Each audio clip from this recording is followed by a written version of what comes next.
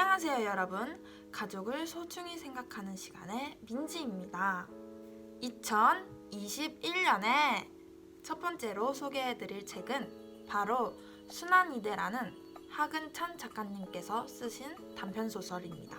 순환이대의 시간적 배경은 일제감정기부터 6.25 전쟁 중이거나 혹은 6.25 전쟁이 막 끝난 시점이라고 볼 수 있습니다.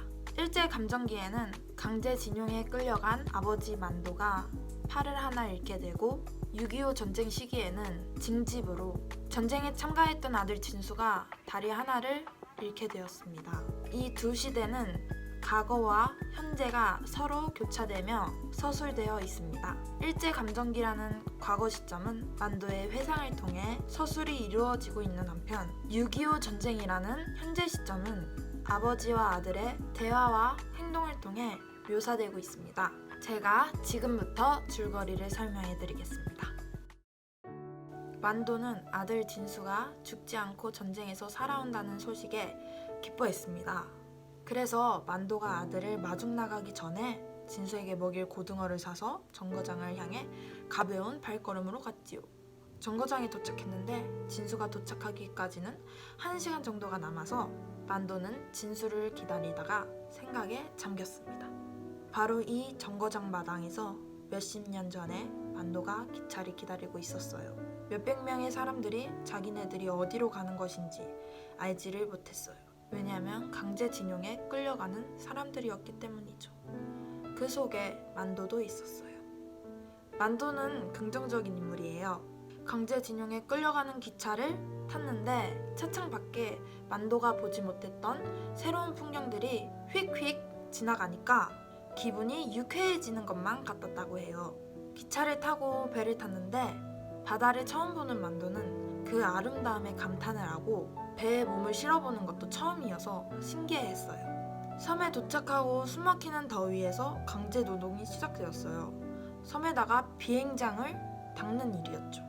모기에 물려 혹이 된 자리를 벅벅 긁으며 비 오듯 쏟아지는 땀을 무릅쓰고 아침부터 해가 떨어질 때까지 산을 허물어내고 흙을 나르고 고된 작업의 연속이었습니다. 연합군의 비행기가 날아들면서 비행기를 집어넣는 굴을 만들기 시작했는데요. 다이너마이트로 산 허리에 구멍을 뚫는 작업을 했습니다.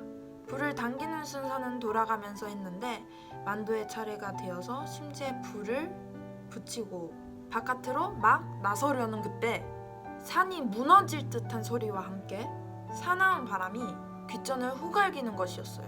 공습이었던 거예요. 만도는 정신이 아찔해지다 못해 넋을 잃고 다시 굴 안으로 뛰어 들어갔어요. 그런데 만도가 굴 안쪽에 다이너마이트를 설치하고 나왔잖아요. 만도가 굴 안에 들어가 몸을 피하고 있었는데 그 순간 다이너마이트가 쾅! 하고 터진 거예요.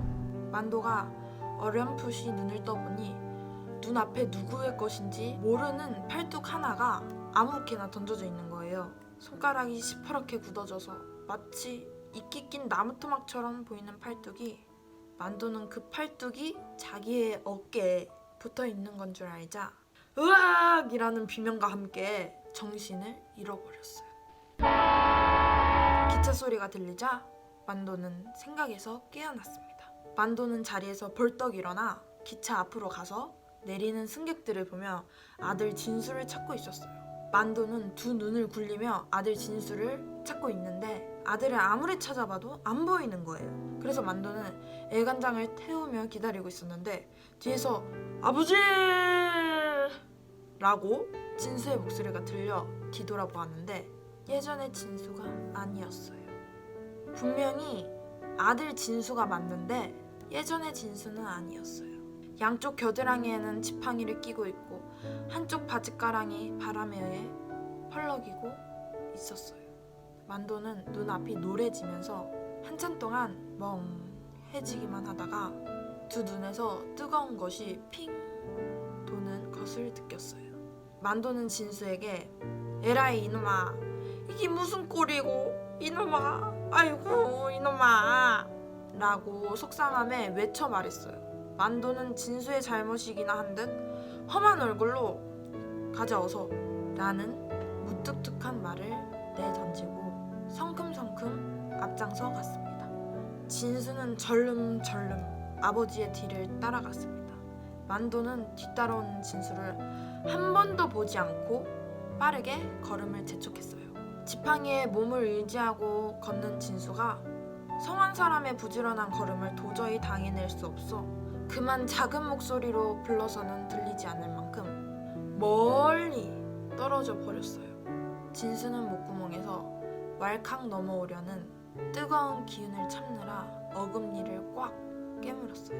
만도는 주막에 들어가서 술 한 사발을 벌컥벌컥 들이마셨고 진수가 주막에 도착하고 만도가 국수 곱빼기에다가 참기름을 넣어서 맛있게 갖다 달라고 말했어요. 진수는 국수를 다 먹었어요.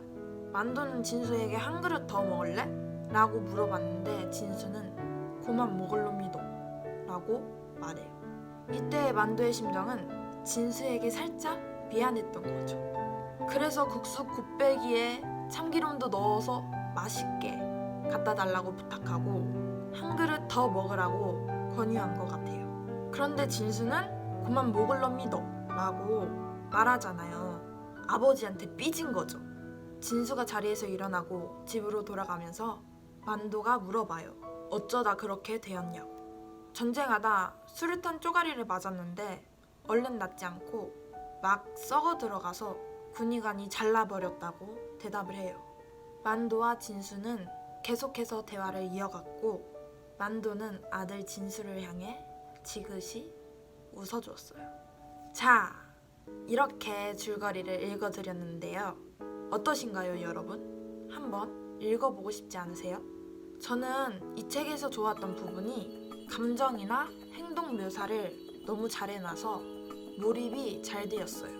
책을 읽으면서 이미지가 구체적으로 떠올라 책에 깊게 빠져들며 읽었습니다. 아버지는 팔 한쪽을, 아들은 다리 한쪽을 잃고 서로 의지하며 살아가려는 모습이 상황은 다르지만 우리 가족들의 모습 같다고 생각했어요. 다들 한 부분씩 상처받고 잃기도 하고 나 혼자서는 채우지 못하는 부분들이 있잖아요. 이러한 부분들을 서로 보완해주며 살아가는 것이 진정한 가족이구나 라고 생각했습니다. 진수는 약간 소심한 성격 같아요. 저 같으면 정거장에서 만도가 진수를 보면서 다리 잃은 것이 마치 진수의 탓이기라도 한 듯 만도가 화를 낼 때 아니 아들이 전쟁에서 다리 한쪽을 잃고 왔는데 위로는 못해줄 망정 왜 화를 내냐고 말할 것 같아요. 그런데 진수는 아무 말도 하지 않잖아요. 그래서 저는 이 부분을 읽을 때 그 상황에 너무 몰입이 되어서 진수가 약간 답답했어요. 소설에서 제일 기억에 남는 구절이 있었는데요. 제가 읽어드릴게요. 세상 잘못하고 나서 진수, 네 신세도 참 똥이다 똥. 이 구절을 읽고 정말 나는 세상을 잘 타고났구나. 이 시대에 태어나게 해주신 하나님께 정말 감사드려야겠다고 생각했습니다. 그리고 이 시대에 태어나게 해주신 목적을 찾아야겠다라는 생각도 했습니다. 여러분, 오늘 영상 어떠셨나요? 오늘은 줄거리를 스토리텔링 방식으로 읽어드렸는데요. 재미있으셨나요?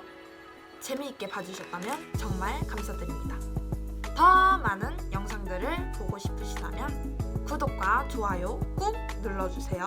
다음에도 가족소설이라는 주제로 좋은 책 소개해드리러 오겠습니다. 다음에 만나요. 안녕.